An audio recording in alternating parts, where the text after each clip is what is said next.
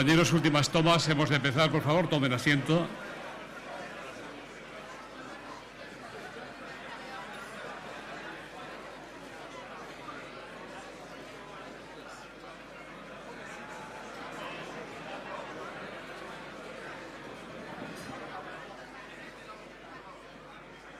Excelentísimas e ilustrísimas autoridades, señoras y señores.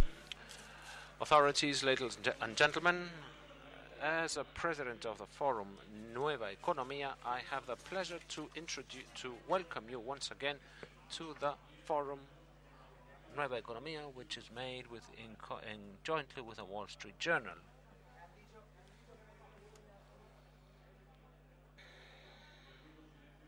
I beg you silence, please, because we must begin. Europeo y la satisfacción de que le presente don Jaime Mayor Oreja, presidente del Grupo Popular Español en el Parlamento Europeo. Don Jaime, la tribuna es suya.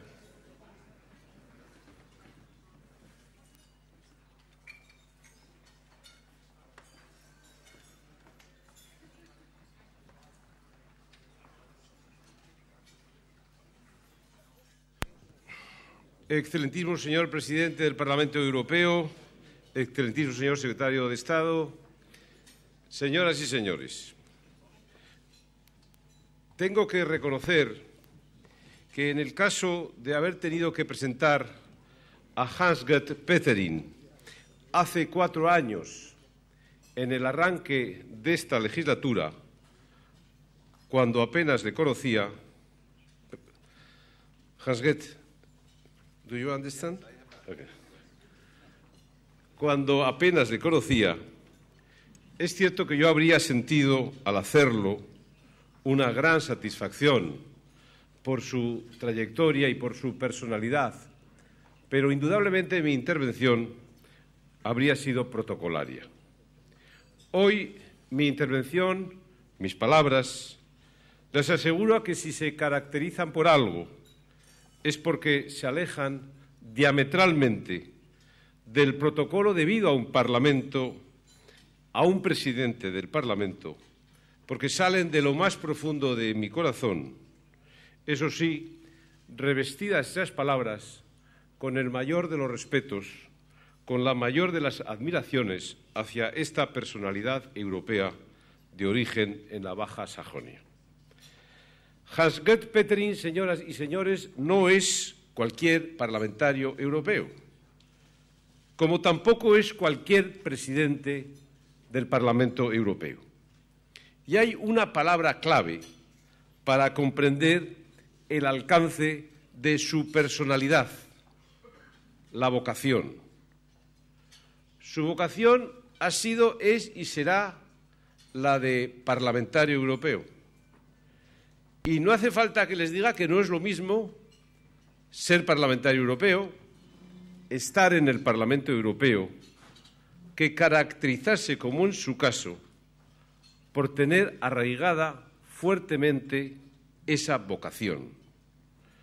Creo que mis compañeros en el Parlamento Europeo de hoy, de un color político u otro, quienes han coincidido con él en otros momentos, yo estoy convencido que coincidirán conmigo y no me desmentirán, porque cuando pensamos en un parlamentario europeo, en un prototipo del parlamentario europeo, surge y surgirá siempre la figura y la trayectoria de Hans-Gert Pöttering. Y no solo es que el próximo año va a cumplir, no digo los años que va a cumplir, digo que va a cumplir 30 años en el Parlamento Europeo. No solo es que desde que tiene 34 años ha estado en esta institución y que jamás ha tenido ninguna tentación de estar en la política nacional, habiéndolo podido hacer. No solo estas realidades que están acreditadas por el tiempo son pruebas inequívocas de su vocación día tras día, mes tras mes, año tras año de parlamentario europeo. Yo les aseguro que esta vocación se manifiesta esencialmente por su forma de ser, por su manera de estar, por su capacidad de haber sabido unir, asociar, sintonizar dos vertientes de su personalidad política, el Parlamento y la Unión Europea. Esto es, la democracia y Europa. Esto es, la libertad y la fortaleza moral de la Unión. Muchos de ustedes lo sabrán, pero quizás algunos no.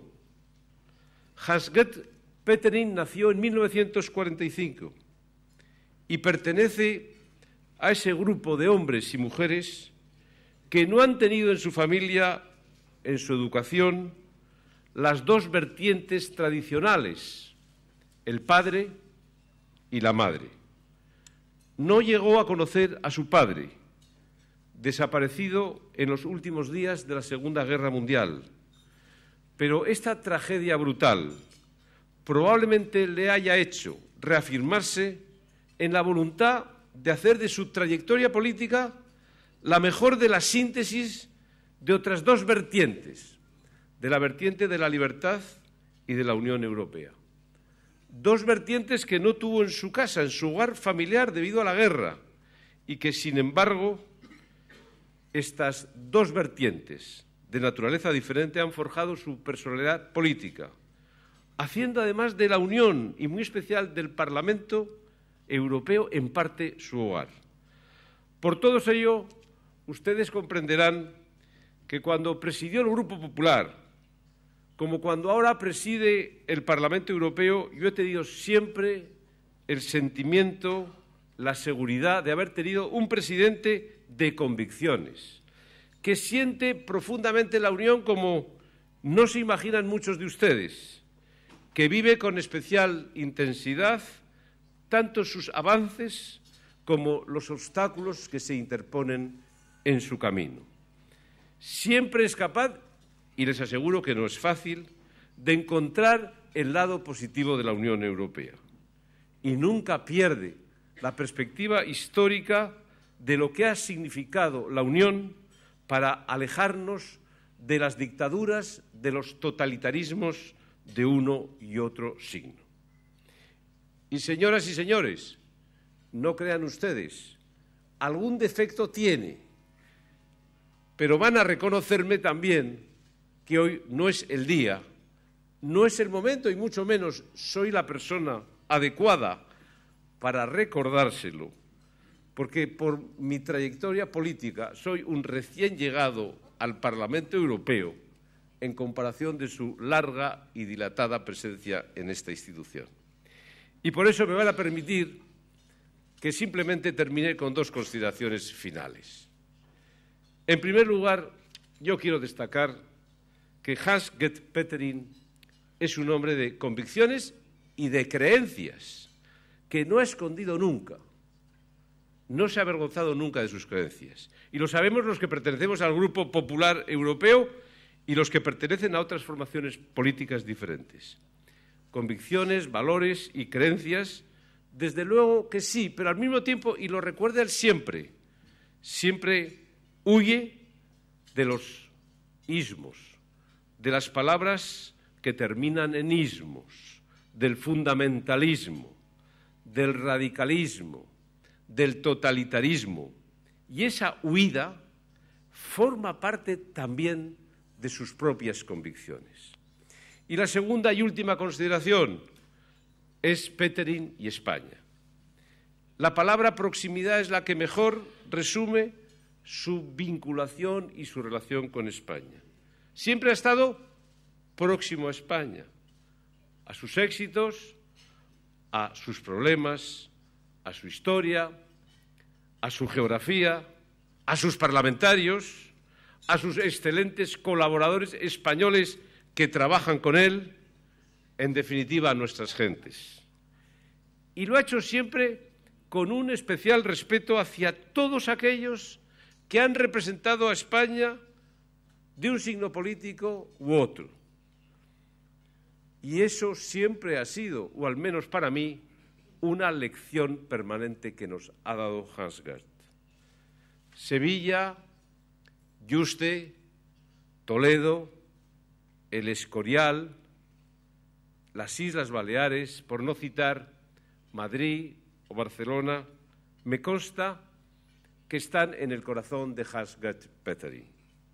En definitiva, España está en su corazón y yo por ello me atrevo, en nombre de todos nosotros, a darle, en su primera visita oficial como presidente del Parlamento Europeo, simplemente las gracias. Gracias.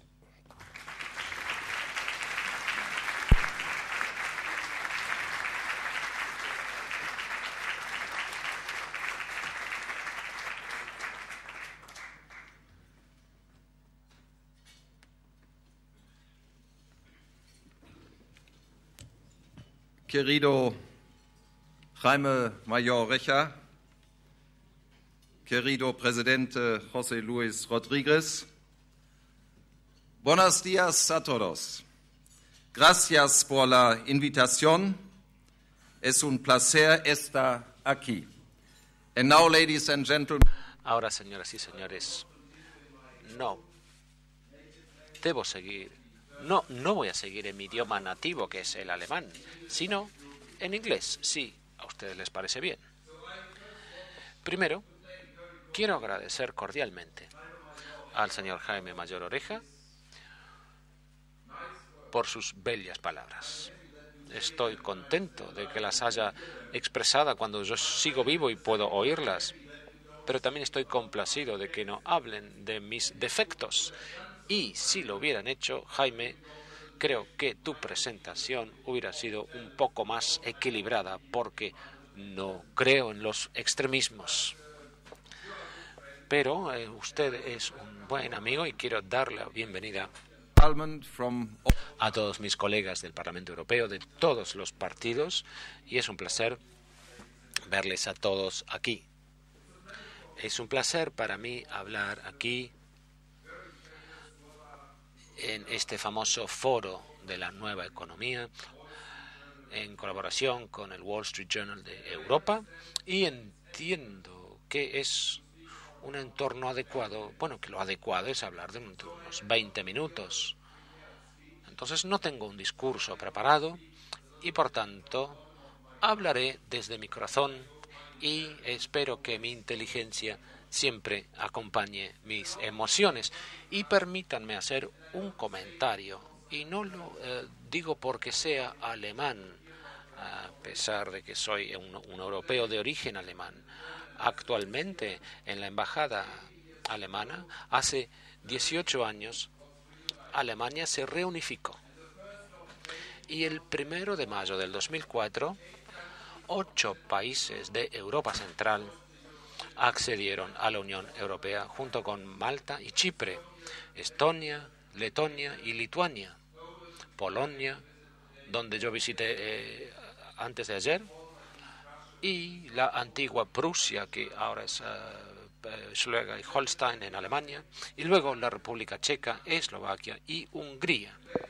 Y señoras y señores, como alguien que fue elegido en 1979 para la primera elección al Parlamento Europeo, en ese entonces, si alguien me hubiera dicho que llegará el día en que Alemania estará reunificada, y esta no es una cuestión de nacionalidades, es una cuestión de valores, y que Polonia y todos los demás países serían miembros de la Unión Europea en el 2004, si alguien me hubiera dicho eso en 1979, yo hubiera dicho: esto es una visión, un sueño, una esperanza. Y esto se hará así algún día, pero yo temo que no sucederá en mi vida.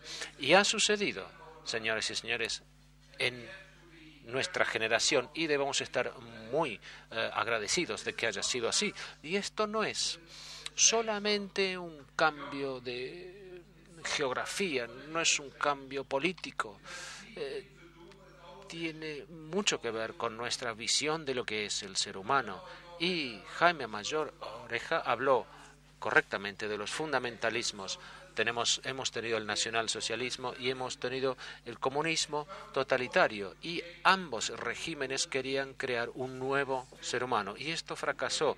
Actualmente podemos decir que el ser humano sigue siendo siempre lo que hemos pensado que es una persona, es decir, que tiene responsabilidad por sí mismo y por su entorno, por los demás seres humanos. Y si aplicamos este principio, encontraremos respuesta a la mayoría de los retos y preguntas y cuestiones a las que nos enfrentamos.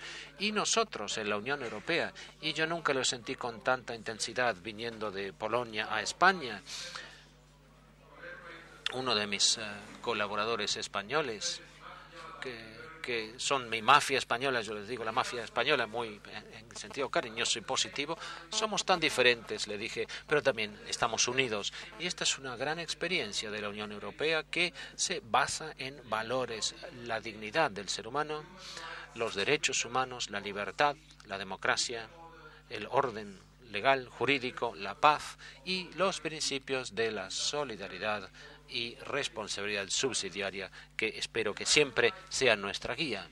Y a mí me gustaría ver que los ciudadanos de la Unión Europea se den cuenta cada vez más de que no somos solo una comunidad política, sino una unión basada en estos principios que nos mantienen unidos en la Unión Europea, que tiene ahora 27 países y casi 500 millones de habitantes. Y esta Unión Europea necesita reformas.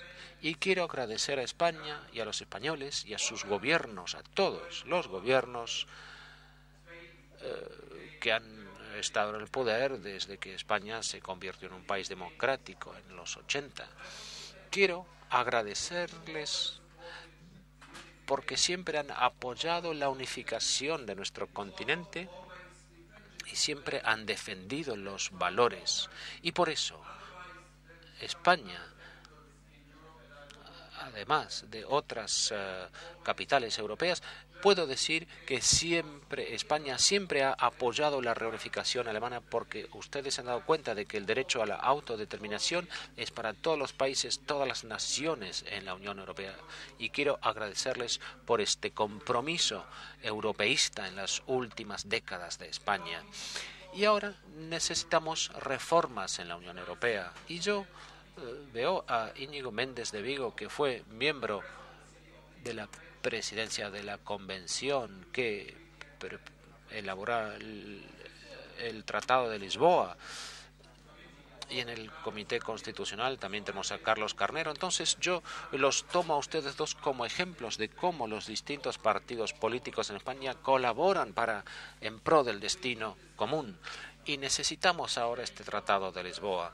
España pertenece al primer grupo de países que aprobó el Tratado de Lisboa, y necesitamos esto porque la Unión Europea debe ser más democrática, debe tener la capacidad de actuar de forma más unida y debe ser además más transparente.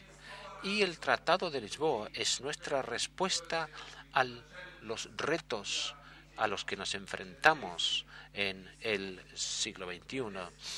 Y este Tratado de Lisboa nos da más democracia, no solo que el Parlamento Europeo tenga más poder. Cuando yo fui elegido, me gusta comunicar algo de mi propia experiencia. Cuando yo fui elegido en 1979, me preguntaron, no solo en el 79, sino en los otros mandatos, ¿por qué le elegimos a usted? Usted no tiene nada que decir en el Parlamento Europeo. Y esto siempre ha sido mi creencia. Desde 1979 siempre me han dicho que debía entrar en la política de mi país. Mi respuesta siempre fue que necesitamos a Europa, porque sin Europa seguiremos divididos y sin futuro. Y ahora, sin el Tratado de Lisboa, el Parlamento Europeo es un colegislador en el 75% de las legislaciones europeas.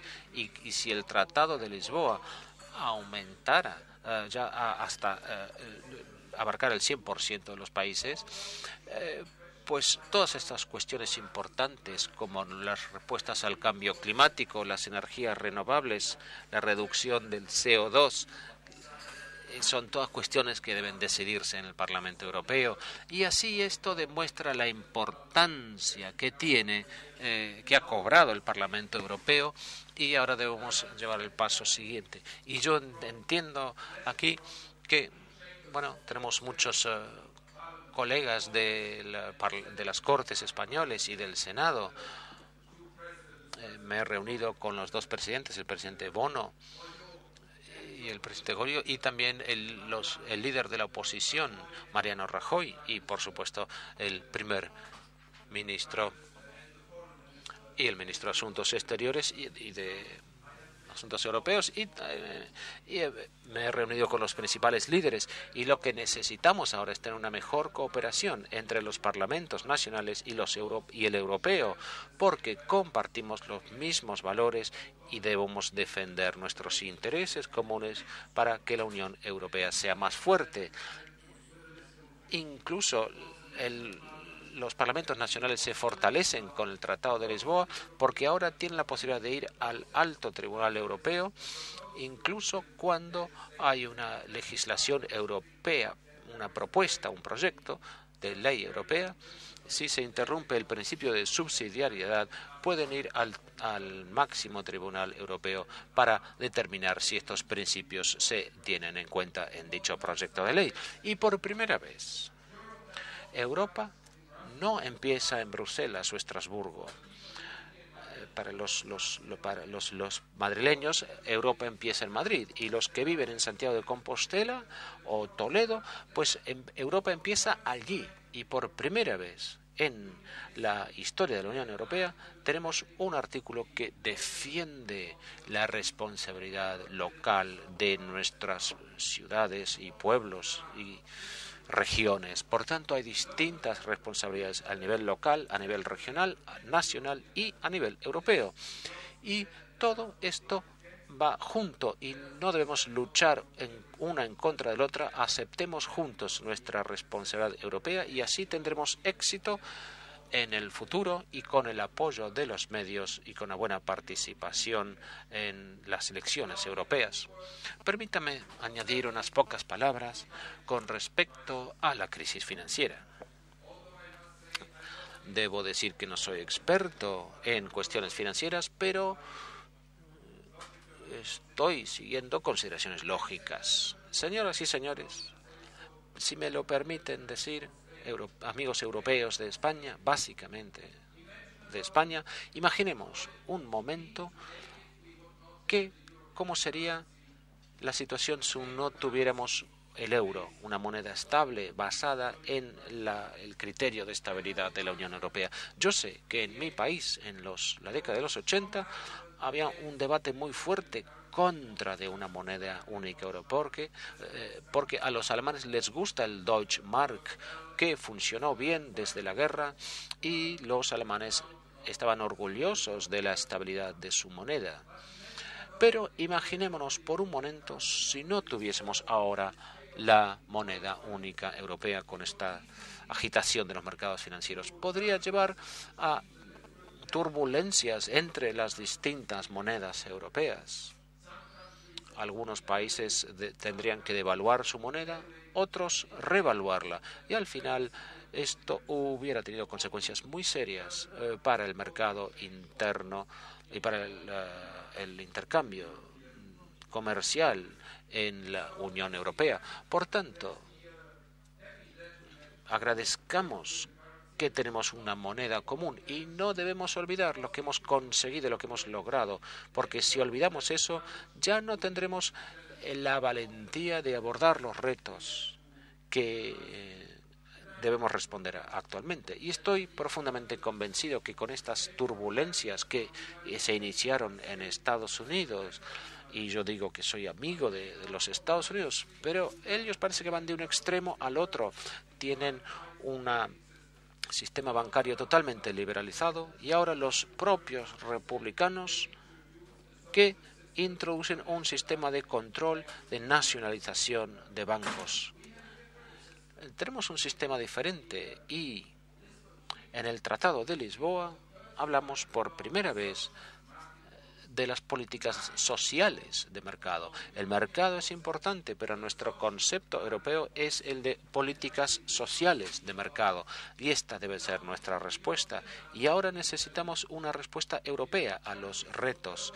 Si cada país intenta seguir su propio interés nacional, estoy convencido de que esos países de la Unión Europea que siguen solamente sus intereses nacionales o lo que perciben que son sus intereses nacionales, finalmente fracasarán, porque no se pueden construir murallas en torno a las fronteras de este gran mercado interno que tenemos en la Unión Europea.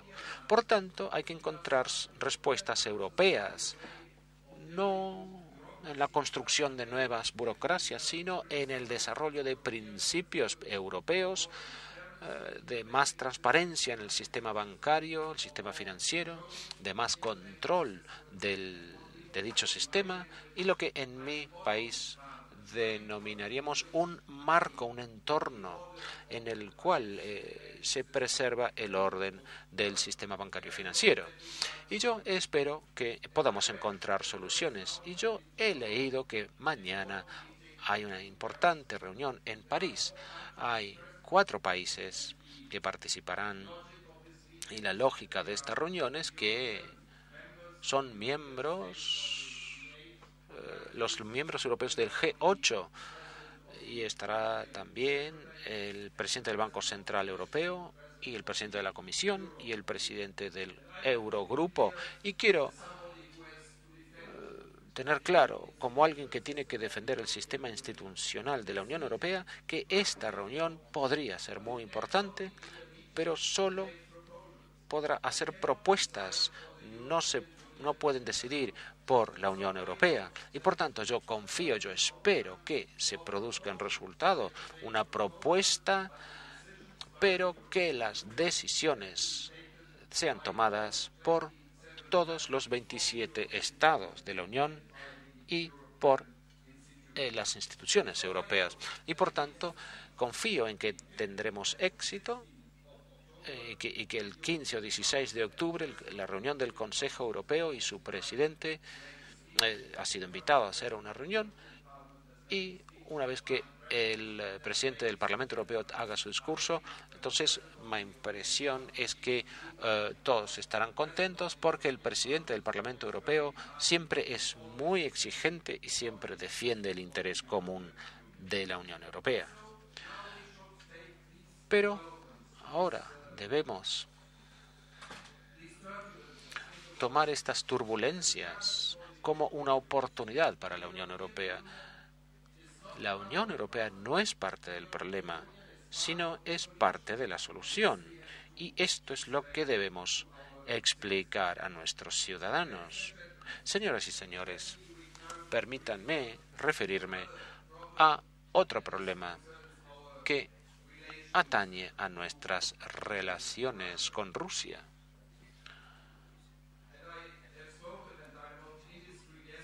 Sin ser indiscreto, he hablado de estas cuestiones con el presidente Zapatero, que recientemente ha visitado Moscú y se ha reunido con el presidente Medvedev. Les daré mi explicación y mi respuesta y posiblemente la respuesta del Parlamento Europeo a la crisis que afecta a Georgia. Incluso si aceptamos que el presidente de Georgia ha cometido un error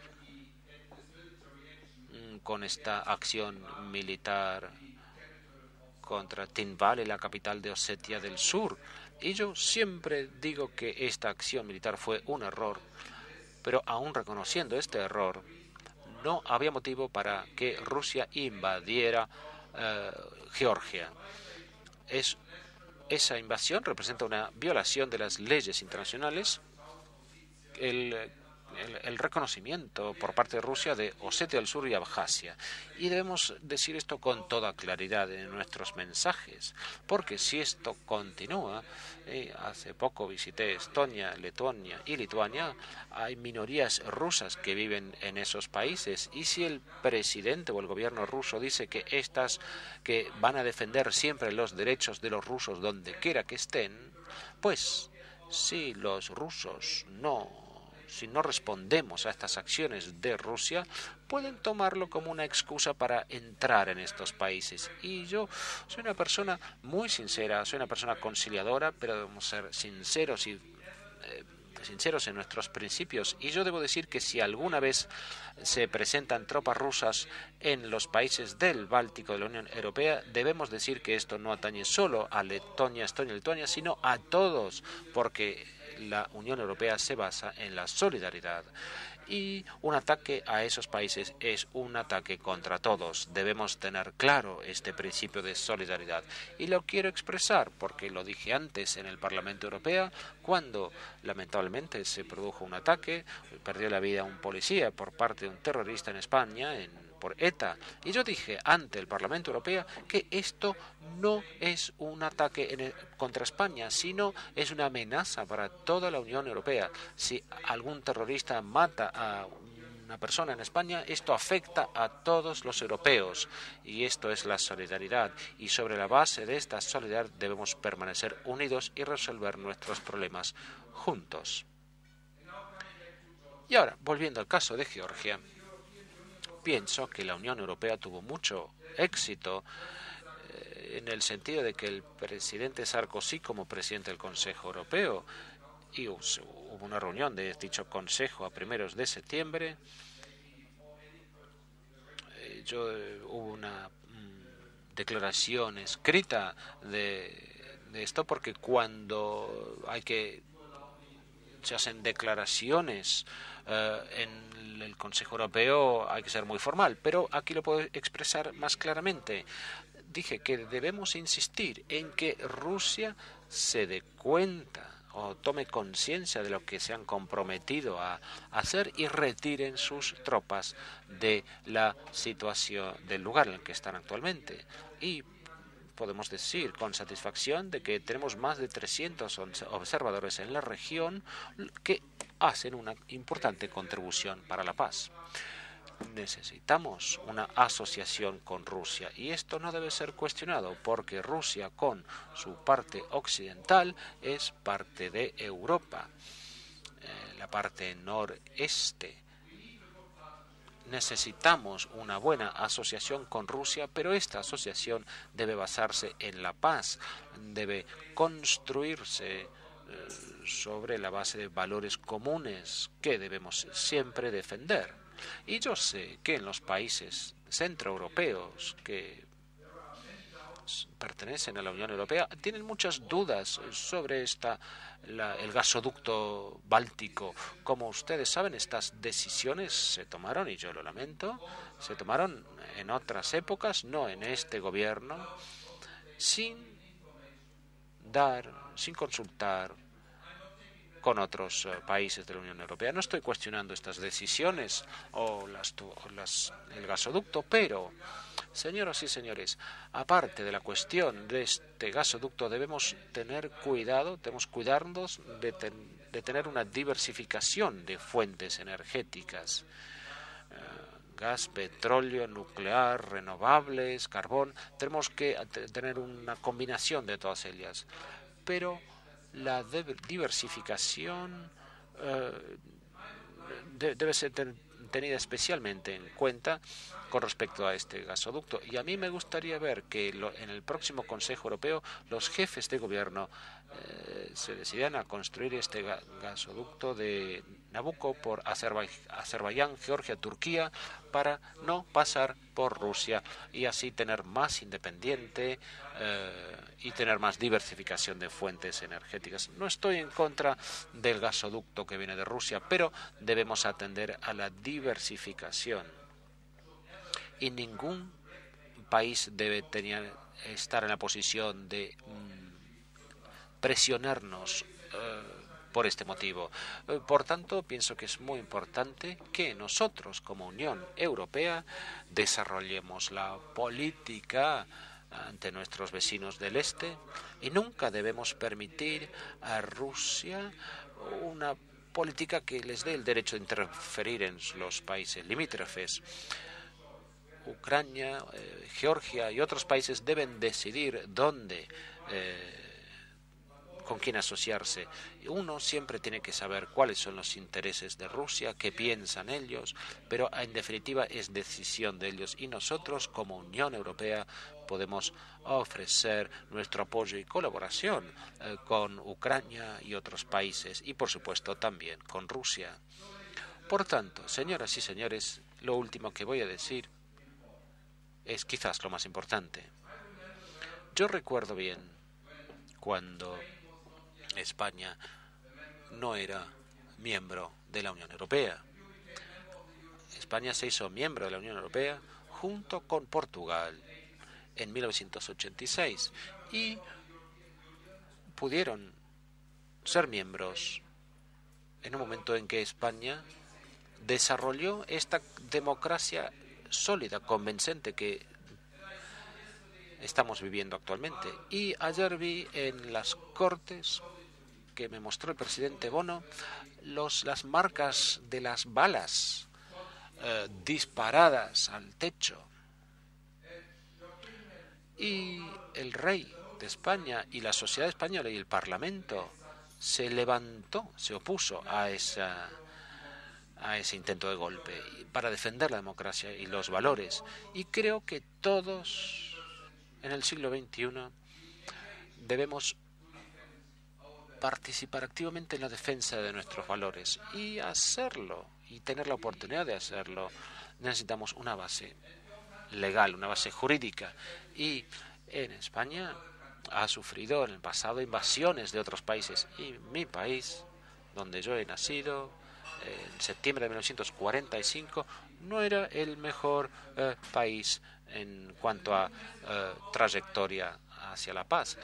Y la lección que podemos aprender de nuestra historia es que allí donde hay conflictos y donde hay diferencias de intereses, y siempre que hablamos de políticas de pesca, los españoles son muy agresivos, pero nunca, jamás debemos permitirnos algo más en la Unión Europea que palabras, y nunca debemos usar la fuerza o la violencia para defender nuestros intereses. Y por eso necesitamos los tratados europeos, por eso el Tratado de Lisboa, porque la ley nos da la garantía de resolver nuestros problemas y diferencias y conflictos, porque siempre hay conflictos entre naciones, entre países, es natural, pero poder resolverlos sobre la base de las conversaciones y de las decisiones democráticas.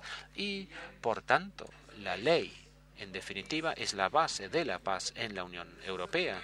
Y este es un desarrollo histórico muy grande de nuestro continente. Por tanto, miremos hacia atrás y no olvidemos la tragedia de nuestra historia, pero tomemos esa historia como una base para el futuro, unidos con nuestros valores, y así de esta forma podremos defender nuestros intereses en el mundo. ¡Viva España, viva Europa!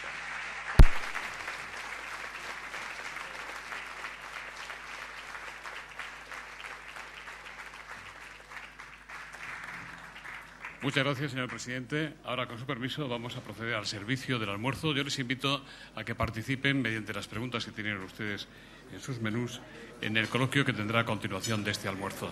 Muchas gracias y buen provecho.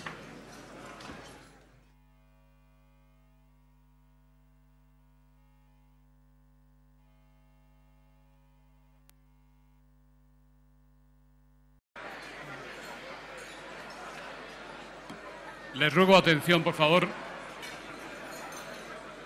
Vamos a comenzar el coloquio.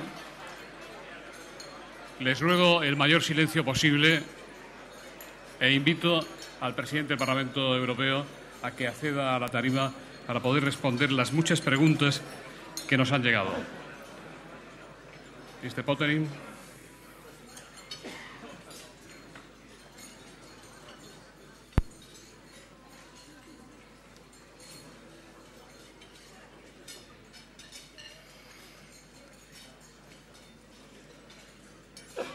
Presidente, es un gran honor tenerle hoy en el Foro de la Nueva Economía por su personalidad y como presidente del Parlamento Europeo. He de recordar que en el año 2006 nuestra organización, el Foro de la Nueva Economía, entregó al Parlamento Europeo, en la persona de su entonces presidente, el señor Borrell, el premio al desarrollo económico y la cohesión social que entendíamos merecía por tantas buenas cosas su institución, la que usted preside. Señor presidente, le voy a resumir ya algunas de las primeras preguntas. Le dicen, usted ha dicho que, como nuestro propio presidente del Gobierno, el señor Zapatero, se enteró por la prensa de la reunión que se va a celebrar mañana en París de varios países miembros, solo algunos, convocados nada menos que por el presidente de turno de la Unión Europea. Señala quien pregunta, aunque se diga que es una reunión informal, no decisoria, ¿no le parece a usted, como presidente del Parlamento Europeo, que resulta no apropiado hacer grupitos separados y privilegiados cuando la crisis económica afecta a todos los países miembros y se requieren medidas en conjunto, no solo medidas de control, sino una inyección económica a la que seguramente todos los países miembros tendrán que aportar? Más preguntas en relación con este tema, presidente. ¿Estamos ante una Europa de dos velocidades? ¿No le parece que actuando así, con iniciativas elitistas de este tipo, nunca tendremos una auténtica y fuerte Unión Europea? ¿Qué papel tiene el Parlamento Europeo en situaciones de emergencia como esta?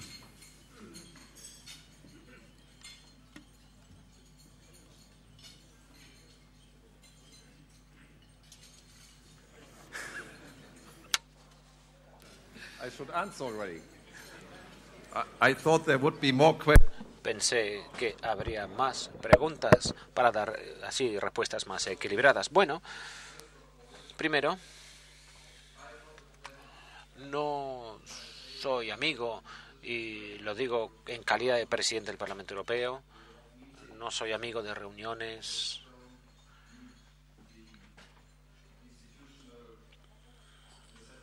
que no son parte de las necesidades institucionales. Yo espero que esta reunión de París, que probablemente tenga lugar mañana, según leí en el periódico, es difícil reconciliar pues las agendas de cada uno de los líderes. Yo espero, como digo, que esta reunión, ya que tendrá lugar, y ya lo dije que desde el punto de vista institucional no soy amigo de esas o proclive no favorezco esas reuniones, espero que esta reunión tenga un resultado que justifique la reunión de estas personalidades. Pero quiero dejar absolutamente claro que esta conferencia informal no tiene capacidad de tomar decisiones para toda la Unión Europea, decisiones que deben ser tomadas por el Consejo de Europa. Yo soy más amigo de las relaciones bilaterales en el sentido de que la persona que tiene responsabilidades ante la Unión Europea y establezca contactos informales con otras personalidades, otros responsables, y debido a la crisis en la que estamos inmersos, es un reto. Y yo no quiero aumentar por medio de mis declaraciones, no quiero aumentar las dificultades de la situación. Por tanto, tengo reticencias o reservas en mis comentarios con respecto a la reunión de mañana, y ya que creo haber aclarado cuál es mi postura. Por tanto, deseo a los que realicen esta reunión que tengan éxito en la elaboración de propuestas que puedan ser decididas más adelante. por los organismos de la Unión Europea, pero que esta reunión, como digo, no es capaz de tomar, no tiene capacidad para tomar decisiones. En cuanto a la Europa de las dos velocidades, yo creo que cualquier cosa, es decir, hagamos lo que hagamos en la Unión Europea, debemos ir en la misma dirección. Algunos quizás no puedan avanzar inmediatamente, pero todos deben tener la oportunidad de seguir en la misma dirección. Y un ejemplo de esto es la moneda europea. Hay países miembros de la Unión Europea como Suecia, Reino Unido, aunque esto puede tardar aún más tiempo, y otros países que no se han unido a la moneda única. Pero siempre debemos dar la posibilidad a todos los Estados miembros de seguir la misma línea, y me ha interesado mucho saber que el primer ministro de Polonia, Donald Tusk, que es un gran líder y un europeísta convencido, está considerando la idea de que Polonia entre en la Unión Monetaria en los próximos años, para el 2012 o 2011. Por tanto, el papel del Parlamento Europeo, creo que el Parlamento Europeo es importante. Yo entiendo que debemos diferenciar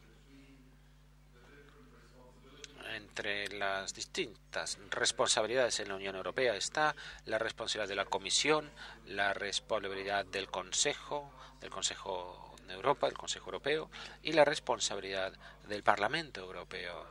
Y lo que yo digo ahora, no lo digo porque aquí hay muchos miembros del Parlamento Europeo, y no lo digo porque yo sea el presidente de dicho Parlamento, lo digo porque estoy orgulloso del Parlamento Europeo, porque en la mayoría de los casos difíciles encuentra soluciones de compromiso.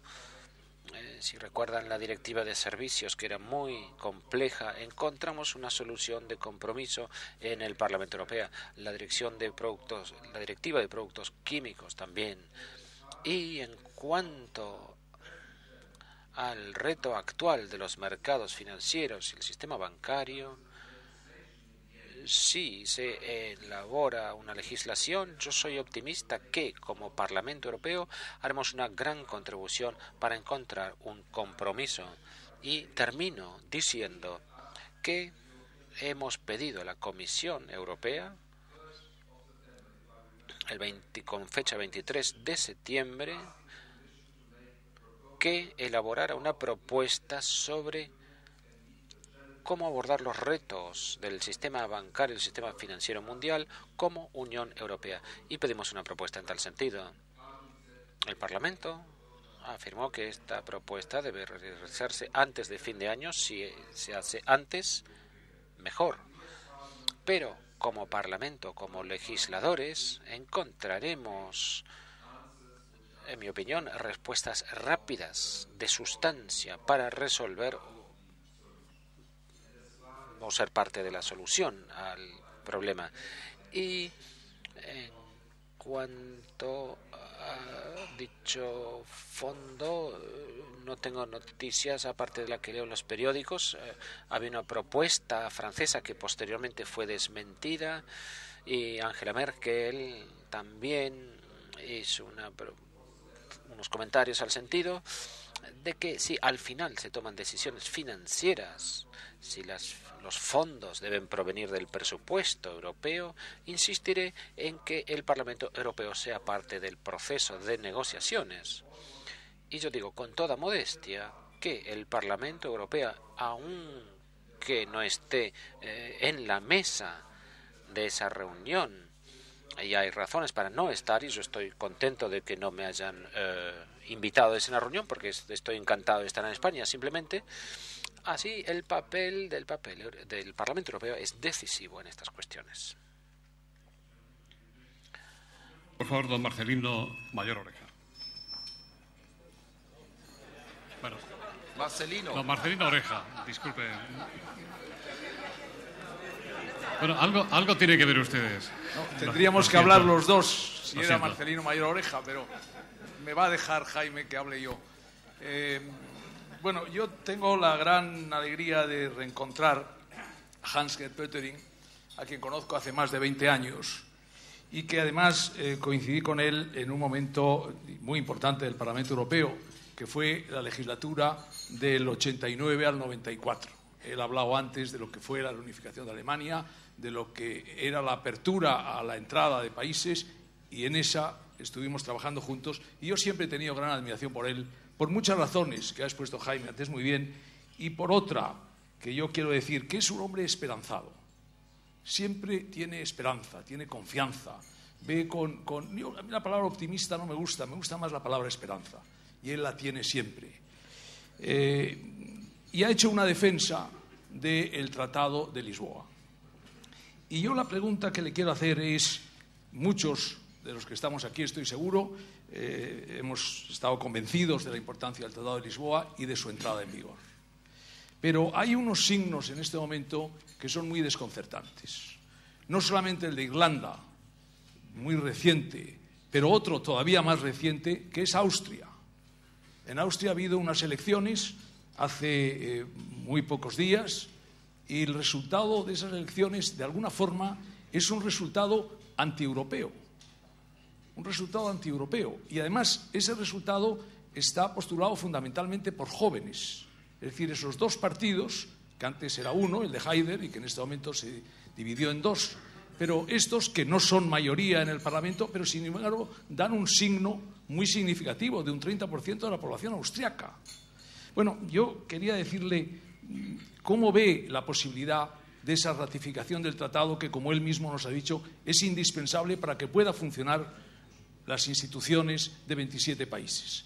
Y en el caso de que eso no fuera posible, entonces esos dos ritmos diferenciados de integración, es decir, esas cooperaciones reforzadas, podrían forzar a que hubiera una división y que unos países lo siguieran y otros quedaran fuera.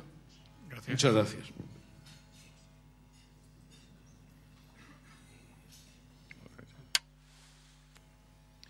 Thank you so much, Marcelino. Gracias, señor Marcelino Oreja. Yo conozco los vínculos familiares. Marcelino y Jaime, yo sé que son familiares. Uno es el tío y otro es el sobrino. Y ya sabrán ustedes quién es quién. Pero yo digo que el tío es joven, o sea. Y Marcelino, cuando nos reunimos, y fue un gran placer en reencontrarme contigo, porque usted pertenece a estas personas. Cuando Jaime, su sobrino,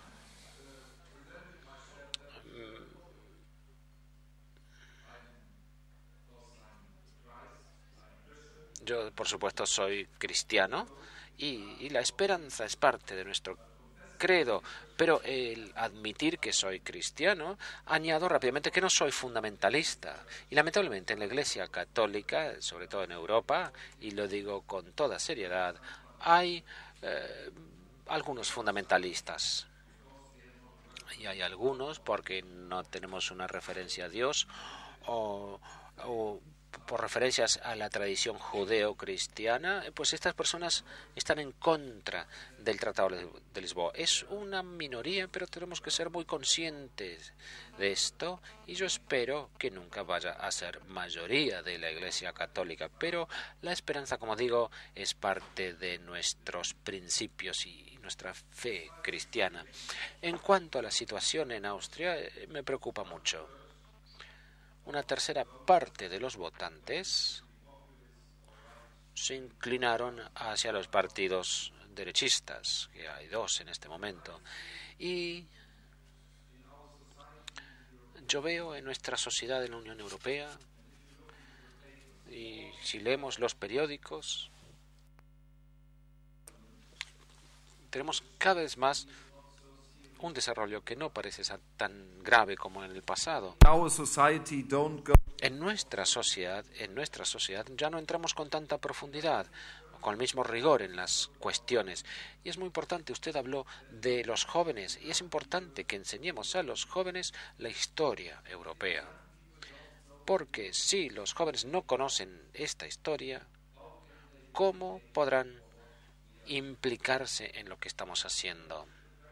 Y si el presidente Rodríguez me permite darles un ejemplo, yo estuve presente el día 21 de diciembre del año pasado en la frontera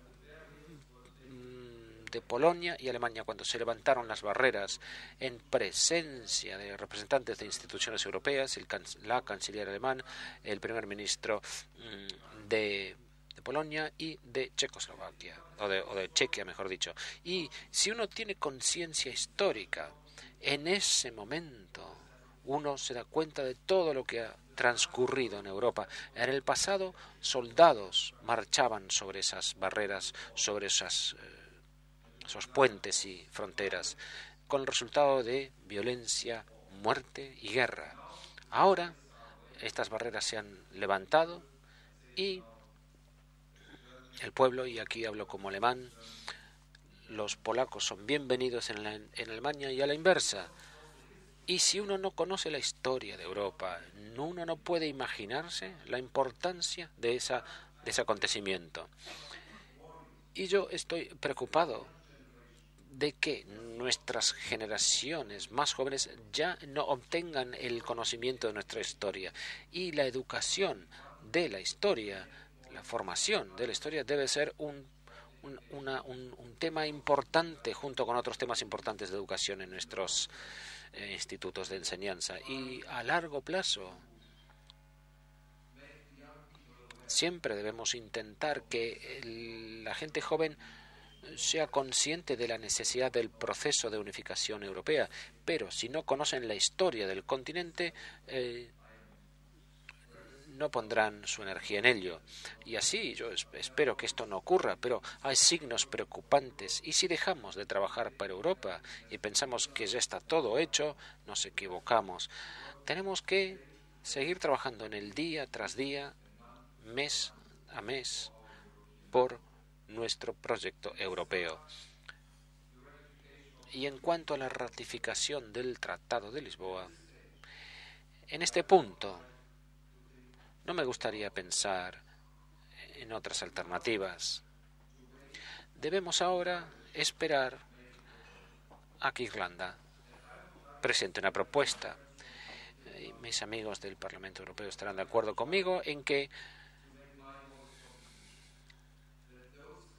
los países que todavía no han ratificado, incluyendo el mío propio, que no han ratificado el tratado, en el caso de Polonia, en que solo falta la firma del presidente, y el tratado incluye la solidaridad. Este artículo de solidaridad fue solicitado por los polacos, y yo decía antes de ayer en Polonia, que es en el interés de Polonia que este tratado entre en vigor, porque nosotros damos solidaridad, o somos solidarios con Polonia en la cuestión de la energía. Y luego está la República Checa. Se ha hecho un estudio que será analizado por el Tribunal Supremo, pero el gobierno de Praga tiene problemas actualmente y espero que al final no impida la ratificación del tratado. En Suecia las cosas van bien encaminadas, pero yo siempre aconsejo a los países que ratifiquen. Y después queda Irlanda. Y no debemos cometer el error de decirles a los irlandeses lo que deben hacer. Ellos deben decidir. Y es una decisión difícil. Pero en Irlanda hay políticos que obraron o hicieron campaña contra el tratado. Y existe una organización allí que, junto con otras organizaciones en Austria y otros países, quieren organizarse entre ellos y construir un bloque contrario a nuestra concepción de la unificación europea. Y así pienso que las elecciones del año próximo en algunos países, espero que no encuentran una LIC en España, pero en estas elecciones pues habrá más y más grupos que se organicen contra la unificación de nuestro continente, y los pro-europeos debemos expresar nuestras creencias y no permanecer callados, porque si lo hacemos, si no hablamos, la confianza en el proyecto europeo se reducirá, y es nuestra obligación. Y ustedes que tratan con estas cuestiones, yo les pido a todos ustedes que se expresen a favor del proyecto europeo. En cuanto a la oportunidad, al tiempo que tiene Irlanda para esto, no tenemos decisiones nuevas del Parlamento Europeo, pero tengo entendido que los irlandeses no están en la posición de hacer una propuesta de procedimiento en octubre, y así quizás tengan tal propuesta en diciembre. Así lo esperamos. Pero en ese caso será muy difícil ratificar el tratado antes de las elecciones europeas. Podría ser, pero es difícil. Y por tanto, si no es posible hacerlo antes de las elecciones europeas, pues éstas tendrán lugar sobre la base del Tratado de Niza, que para España, como ustedes son muy fuertes, tienen ustedes 27 votos en el Consejo, Alemania 29, son muy fuertes, pero perderán 4 mandatos porque tienen solamente 50 miembros en el Parlamento Europeo, y con el Tratado de Lisboa tendrían 54, si no me equivoco. Por tanto, hay que ratificar el tratado después de las elecciones europeas, pero vamos a esperar a la propuesta que produzcan los irlandeses, y debemos evitar dar la impresión de que estamos presionando a Irlanda. Debemos dejar muy claro que necesitamos el tratado, pero esperamos pacientemente a que los irlandeses presenten su propuesta. Y si lo recuerdo, Marcelino Oreja en 1992, cuando hablamos en nuestro grupo, del cual usted era miembro, usted podría haber sido presidente del grupo, pero decidió no presentarse. Hubiera sido un gran honor para mí ser el sucesor suyo, pero como usted no se postuló a la presidencia de este grupo del partido del Grupo Popular Europeo, nunca pude ser su sucesor, y lo lamento mucho porque hubiera sido un gran honor ser su sucesor. Gracias, Marcelino, por su presencia aquí hoy. Gracias. Por favor, voy a dar la palabra a don Carlos Carnicero, eurodiputado socialista del Parlamento Europeo. Don Carlos, no. Al señor Méndez Vigo se lo daremos después.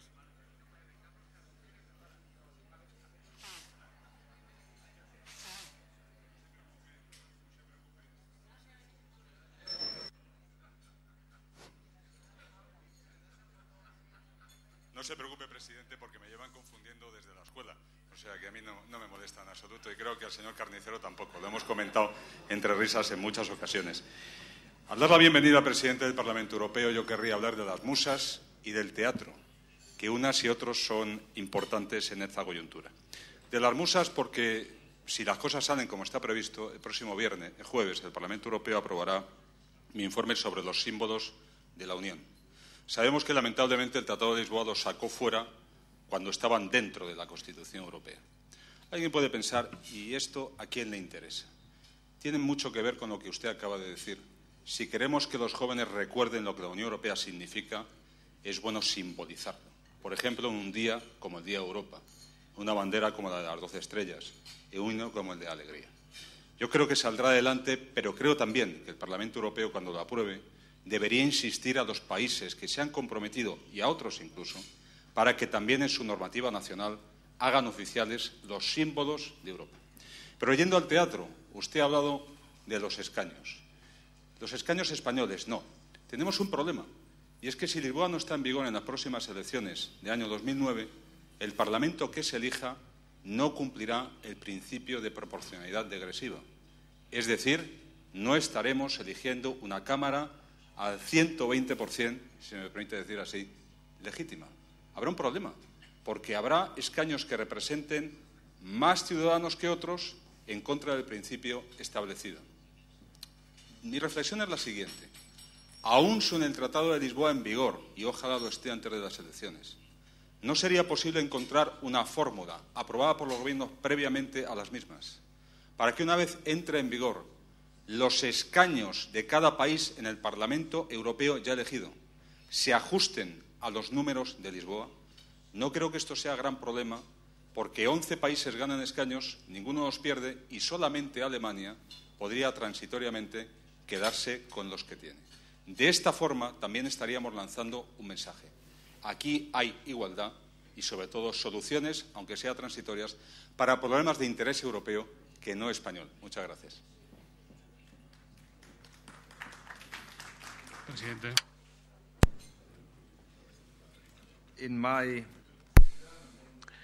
En el idioma alemán tenemos una palabra que es Reisen bilden.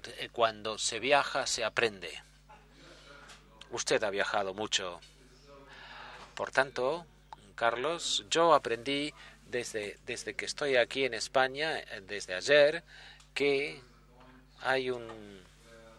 llega un punto en que todos los partidos empezamos a pensar cosas en relación a los escaños del Parlamento. Yo no sabía que existía ese debate, lo hablamos ayer, pero yo no sabía yo que esto era un punto de debate. Yo sabía que se perdían votos porque el primer ministro Aznar defendió la cantidad de votos en el Consejo, los 27 votos. Este fue el precio de perder a algunos miembros del Parlamento con estos 27 votos en el Consejo. Ahora está este debate y mi consejo sería: donde hay una voluntad, hay un camino, se suele decir, y debemos intentar encontrar una solución sin seguir el procedimiento de entrar en vigor el Tratado de Lisboa, para no tener una atmósfera política que haga las cosas más difíciles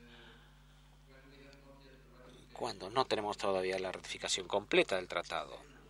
Por tanto, hay que diferenciar entre ambas cosas, y si esto es posible, como digo, si hay una voluntad, hay un camino, pero lo que no podemos hacer es que una vez los miembros han sido elegidos, por ejemplo, de Alemania 99, con el Tratado de Lisboa, los 99 quedan en 96. No es que sea alemán, pero es el principio. No se puede quitar a 3 miembros elegidos del Parlamento. Y en cuanto a los símbolos, debo decir que estoy muy impresionado cuando visité ayer al presidente Bono y hoy al presidente Rojo. ¿Está bien pronunciado ahora, Jaime? ¿Rojo? ¿Bien pronunciado? ¿Rojo? Bueno, si ustedes tendrían que pronunciar los nombres en alemán, pues también tendrían problemas. En fin, me impresionó el ver que en todas las partes tenían símbolos como este. Siempre tienen al lado de la bandera española la bandera europea, y esto es fantástico. Y debido al no en Francia y Holanda, los símbolos fueron retirados del tratado, y yo decidí que, bueno, esto es verdad. Es decir, para recibir a jefes de Estado al Parlamento Europeo, cuando vienen de visita oficial a Estrasburgo o Bruselas, recibirles con el himno europeo nacional y el europeo. Y yo pienso que el presidente de Portugal fue el primero en ser recibido con el himno portugués, seguido y luego hubo otras personas que dijeron, bueno, vamos a poner el himno europeo en el plenario. Pero yo rechacé la idea porque pensé que sería exagerado, que no hay que provocar a nadie cuyo acuerdo necesitamos para el tratado. Por tanto, vamos a empezar recibiéndoles con el himno europeo, y estoy muy satisfecho de que se incluya ahora en nuestro procedimiento, nuestros estatutos. en nuestros reglamentos. Bien, fantástico. Tiene usted un dominio de 4 idiomas impresionante. Entonces, tenemos nuestro himno europeo y, por supuesto, la bandera de cada país. Y esto nos da una idea de identidad europea. Y les agradezco especialmente a usted, Carlos, por su apoyo. Miguel Ángel Velasco, de Alfa y Omega, le pregunta, en orden a lo que usted decía de visitas de personalidades, si puede confirmar la visita del Papa al Parlamento Europeo, Bruselas o Estrasburgo, y la fecha. Y Fabián Zamora, en un orden de cosas muy distinto, de France Press, le pregunta, usted ha hablado del derecho a la autodeterminación en Europa. ¿Cuál es su opinión sobre el proyecto de referéndum de autodeterminación que propugna el jefe del gobierno regional vasco? Le leo tal como ha venido la pregunta.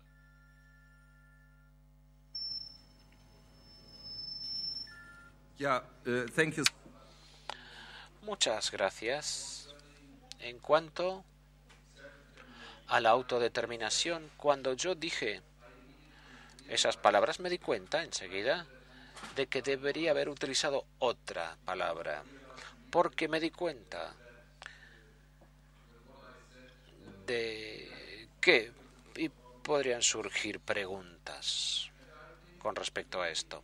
Yo pienso que hoy en la Unión Europea y ustedes en España tenemos un sistema según el cual todas las personas con su propia identidad pueda vivir su identidad. Y los ciudadanos del País Vasco viven en un país libre, en un País Vasco libre y en una España libre. Y yo no veo ningún motivo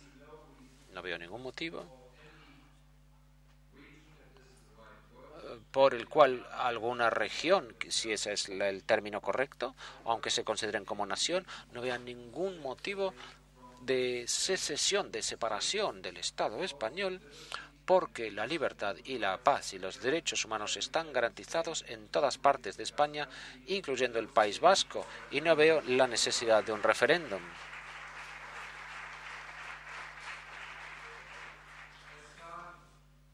En cuanto a la visita del Santo Padre, yo he hecho lo que he podido. Me hubiera gustado que el Santo Padre nos visitase durante el año europeo del diálogo, que viniera al Parlamento Europeo, porque es un europeísta convencido, y me hubiera gustado darle la bienvenida allí.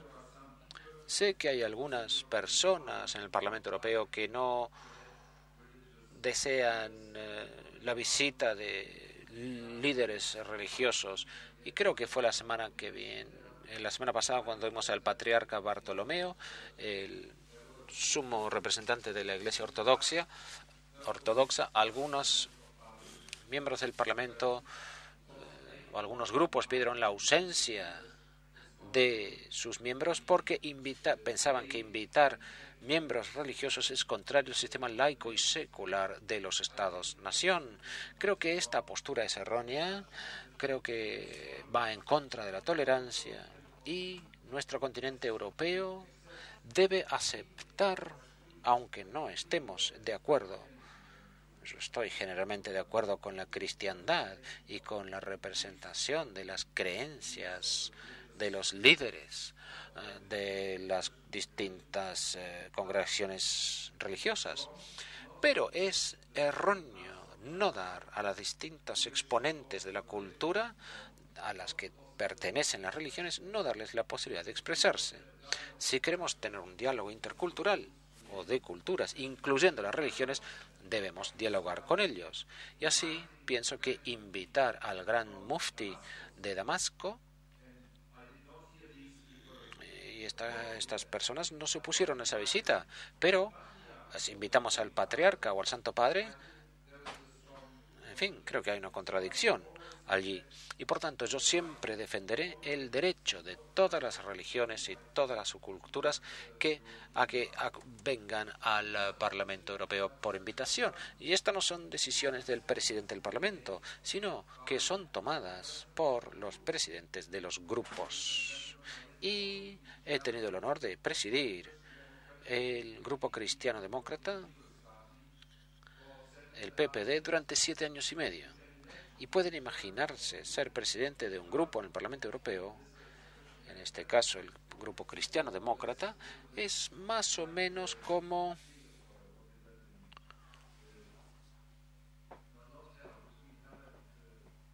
algo así, como el purgatorio, algo en el cielo y el infierno. La palabra en inglés es estar incluso ser presidente 7 años del Grupo Cristiano Demócrata es como estar en el purgatorio.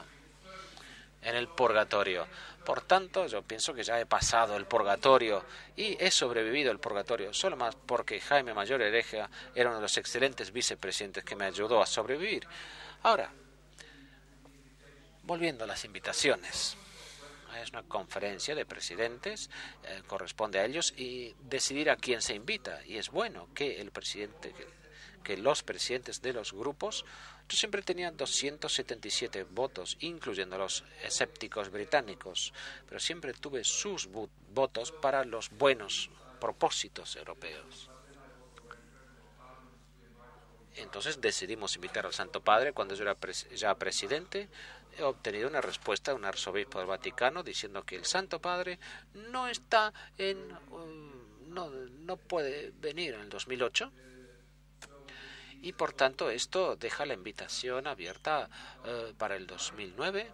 Me encantaría pues verle en el año próximo y espero que pueda hacerlo, y yo personalmente he hecho todo lo posible por invitarlo, pero no he renunciado a la esperanza de que nos otorgue el placer de su visita antes de el Parlamento Europeo cumpla su mandato a mediados de 2009. Tenía previsto otras 2 intervenciones con micrófono, ruego que sean breves porque ya estamos fuera de tiempo. Doña Pilar del Castillo. Querido presidente, querido Hans-Gert, it's a pleasure to have you here, and then I come back to Spanish. Bueno, yo tengo una pregunta muy sencilla, que aunque no sea ni la tía de Marcelino Mayor, de Marcelino Oreja Aguirre, ni la sobrina de Jaime Mayor, voy a hacer.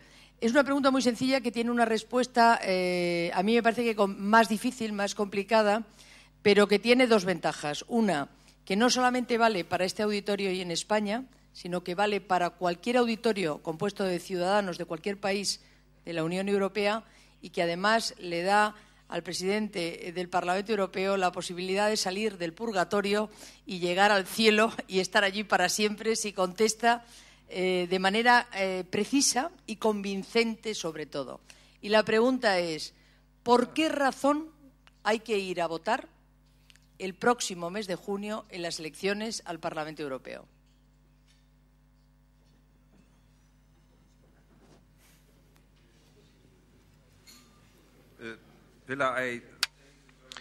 Le agradezco muchísimo la pregunta, pero usted dijo que solo iré al cielo si doy la respuesta correcta.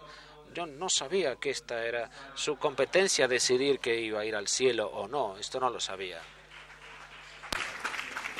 But regardless this little irony. Bueno, aparte de esta pequeña broma o ironía, pienso que las elecciones europeas del año próximo son muy, pero que muy importantes. Porque hemos visto en los últimos años que la participación en las elecciones ha bajado. Y si estoy en lo correcto, España tuvo una participación del 2004 en torno al 60%, creo que es así. Entonces estuvieron por encima de la media de la participación en la Unión Europea. Y un gran poeta francés, Victor Hugo, que dijo una vez en un congreso en París en 1848, y la gente se rió cuando él dijo,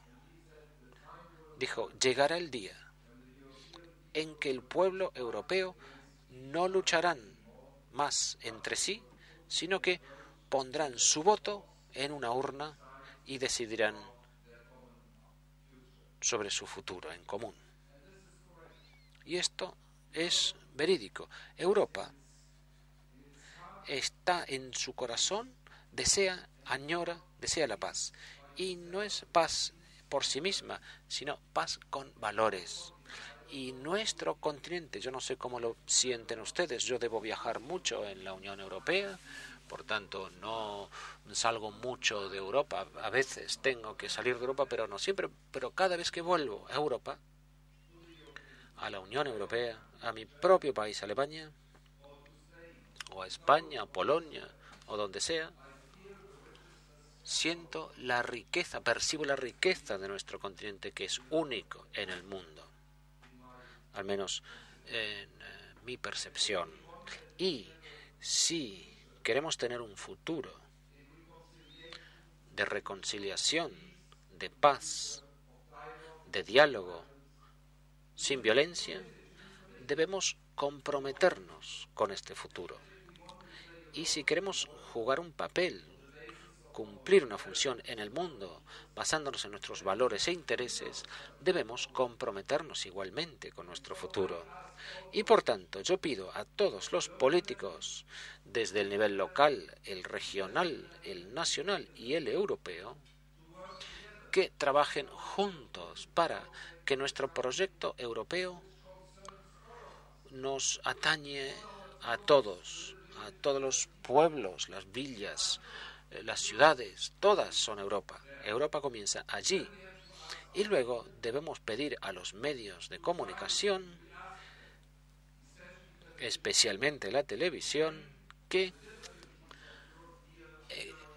acerque las dificultades de Europa al público. En el Parlamento Europeo, a modo de ejemplo, y esto yo lo he visto como una gran responsabilidad para mí como presidente de ese Parlamento, para aclarar algunas dificultades. Este es un ejemplo muy concreto. Dificultades con las prestaciones sociales. En Gran Bretaña existe la cultura política de que por ejemplo, un diputado pues puede contratar a familiares como secretarios o asistentes. Esto en Alemania es totalmente imposible. Probablemente en España sea igual. Por tanto, intentamos encontrar una solución a este problema para que una mayoría no emplee a sus parejas o familiares como asistentes o secretarios. Y tuvimos que tener un periodo de transición en el que decidimos que fuera del 2009 al 2014.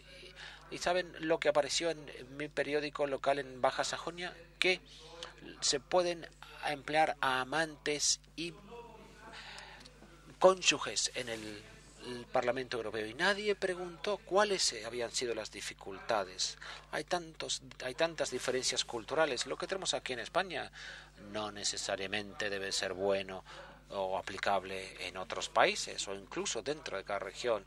En España hay diferencias culturales, y yo pido a los medios que mire un poquito más abajo en los problemas y no se valga de un acontecimiento, alguna decisión de forma superficial para perjudicar la imagen del Parlamento Europeo.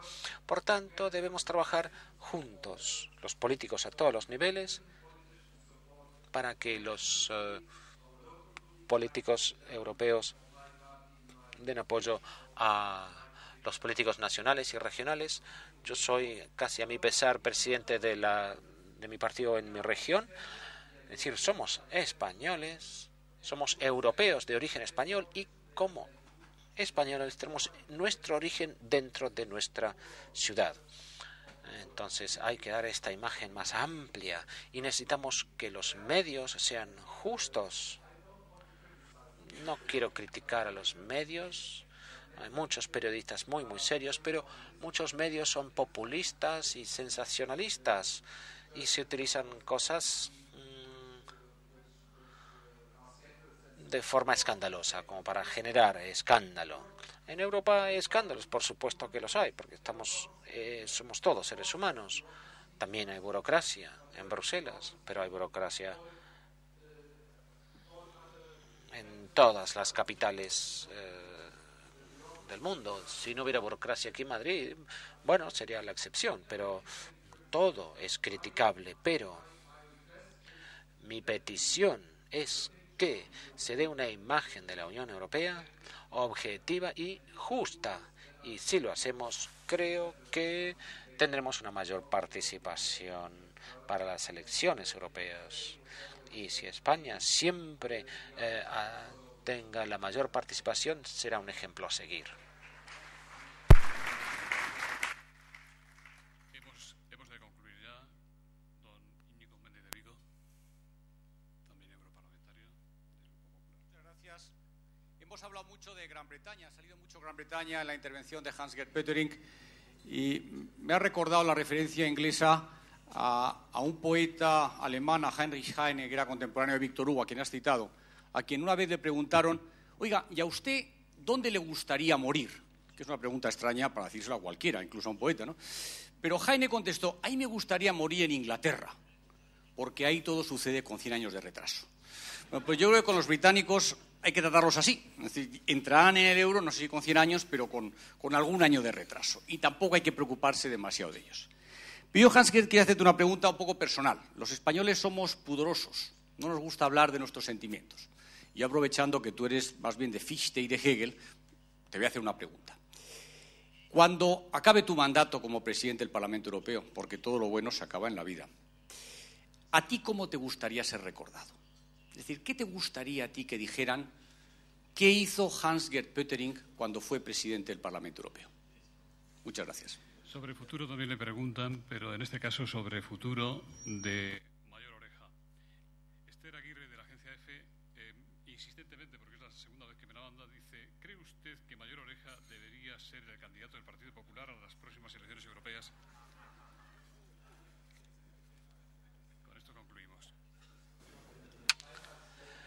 Debo decir que voy a empezar con esta pregunta. Yo no la entiendo, porque Jaime Mayor Oreja es un miembro tan excelente del Parlamento que sería una gran pérdida que no fuese miembro de la próxima legislatura.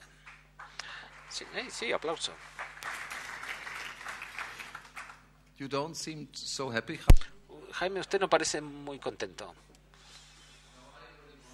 Bueno, yo quiero decir en realidad que yo siempre he tenido una excelente relación de cooperación con Jaime Mayor Oreja como líder de nuestro grupo, y ha sido una experiencia estupenda tener colegas y amigos en los que uno puede confiar. Creo que la confianza es muy importante en la vida política, y con Helmut Kohl, cuando Helmut Kohl, el antiguo canciller alemán, cuando habló de la confianza, y cuando yo era político más joven, yo a veces me sonreía interiormente, porque pensaba que esto no puede ser así. Pero la confianza con los colegas es muy importante, y me gustaría ver a Jaime Mayor Oreja seguir viéndole como colega en el próximo Parlamento. Y esto también me incluye a mí. Pero el líder de mi partido, de Baja Sajonia, ya me informará a través del periódico si me va a incluir en la lista o no. Bueno, la otra pregunta de Íñigo. Usted podría haber preguntado qué le gustaría tener como epitafio en su lápida. A mí me gustaría, con toda modestia, no me gustaría responder a su pregunta, pero como usted me ha casi retado a hacer una pregunta, creo que queda la imagen de que he hecho todo lo posible, he hecho lo mejor que pude por la unidad, por defender los valores y la paz de nuestro continente, y de que intenté hacer lo mejor posible. Si se puede decir eso, entonces estaré satisfecho.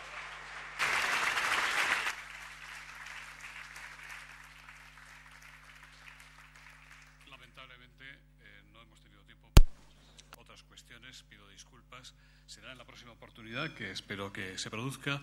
Don Nico López Garrido, secretario de Estado para la Unión Europea de nuestro Gobierno de España, va a concluir el acto con un brindis, sí, como usualmente hacemos. Sí, funciona.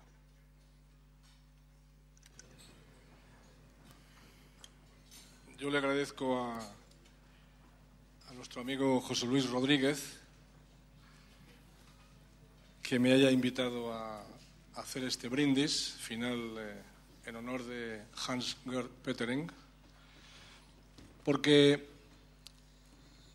el presidente del Parlamento Europeo ha sido una persona admirada por mí cuando yo lo conocí. Le conocí como el portavoz del grupo más numeroso del Parlamento Europeo, que es el Grupo Popular, y ahora preside una institución que es el símbolo, por encima de cualquier otra, yo creo que es el gran símbolo de la democracia europea, el gran símbolo de la cercanía de los europeos al proyecto común que estamos construyendo entre todos.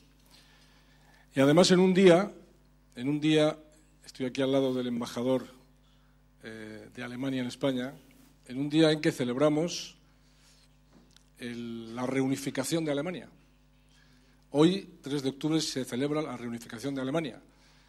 Y digo celebramos porque no es, a mi juicio, la reunificación de Alemania no es solo una fiesta alemana, porque la reunificación de Alemania ha sido un acontecimiento esencialmente europeo.